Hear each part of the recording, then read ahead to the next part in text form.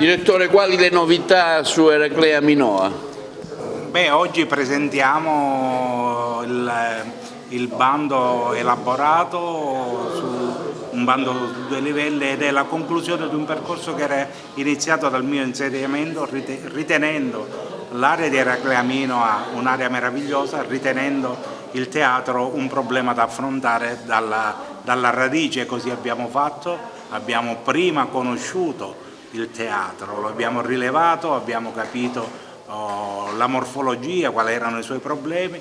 Abbiamo fatto lo scorso anno un approfondimento con un convegno nazionale dove abbiamo sviscerato la problematica e oggi in collaborazione con il Consiglio dell'Ordine, con il Presidente dell'Ordine degli Architetti di Agrigento e con il Consiglio nazionale presenteremo la pubblicazione del bando sulla piattaforma informatica del bando. Quindi oggi si conclude una prima parte del percorso, quindi sono estremamente contento di essere riuscito in questo lungo viaggio che ci ha portato alla definizione di quello che presenteremo e che stiamo presentando e anche da lì poi ora aspettiamo le idee e il progetto che ci arriverà per poterlo analizzare, per cui credo che il compimento di tutta questa operazione entro la fine di quest'anno si avrà, poi avremo con esatta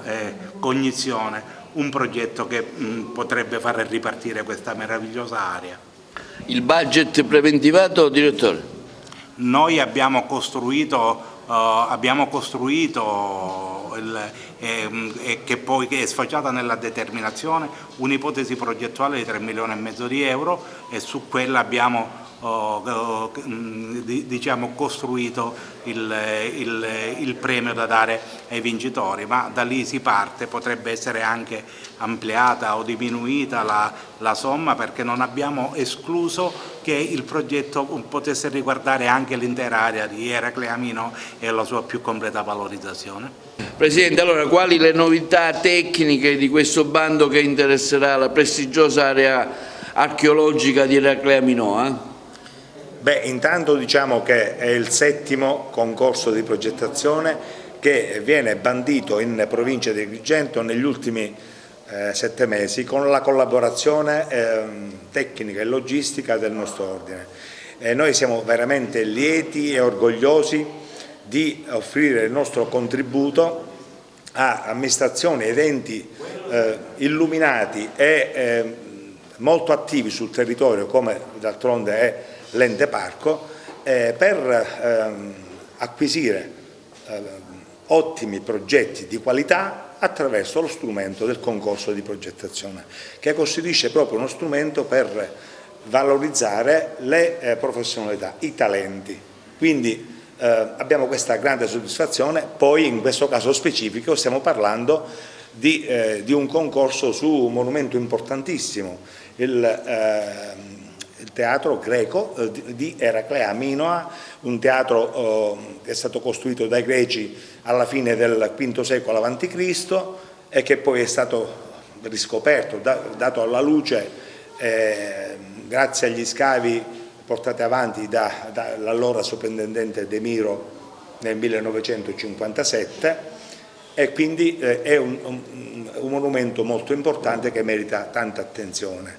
Il concorso sarà pubblicato nei prossimi giorni e sarà concluso con l'acquisizione del progetto di fattibilità tecnica e economica per la copertura, per proteggere quello che rimane del teatro greco, e le procedure saranno concluse entro il mese di settembre.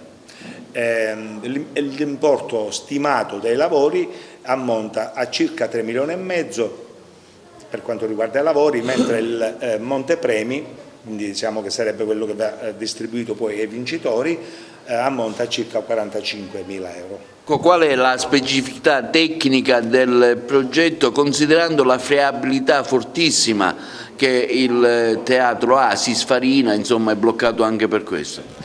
Innanzitutto devo dire che oggi è una grandissima giornata proprio per il sito, per la valorizzazione e la fruizione del sito del teatro di Eraclea Minoe. Questo grazie ad una convenzione che è stata stipulata fra il Parco archeologico La Valle dei Templi di Agrigento e l'Ordine degli Architetti di Agrigento, che già da anni si è speso nei concorsi di progettazione e che oggi ci dà la possibilità di avere un progetto di qualità per valorizzare quest'area.